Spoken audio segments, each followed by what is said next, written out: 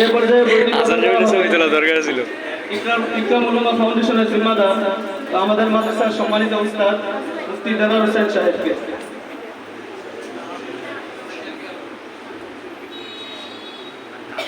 যেহেতু বইটির মধ্যে ছাত্রদের কিছু দায়িত্ব লেখা আছে, ছাত্রদের কি দায়িত্ব, মাদ্রাসা ওয়ালি তাবলীগ জামাতের কি দায়িত্ব, ইমাম সাহেবদের কি দায়িত্ব, সেজন্য আমি আমাদের ছাত্রদেরকেও বইটি গ্রহণের জন্য অনুরোধ করব। এই পর্যায়ে জামাত ওয়ালি তাবলীগের জিম্মাদার হিসেবে বইটি গ্রহণ করবেন আমাদের ইফতা বিভাগের ছাত্র মুফতি ইকবাল হুসাইন সাহেব।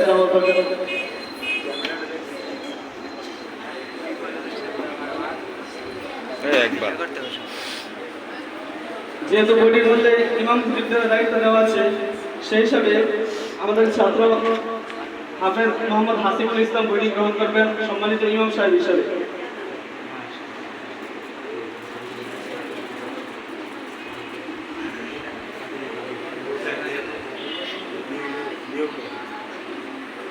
সর্বশেষ আমি নিজেই হিজের হাত থেকে বইটি গ্রহণ করছি।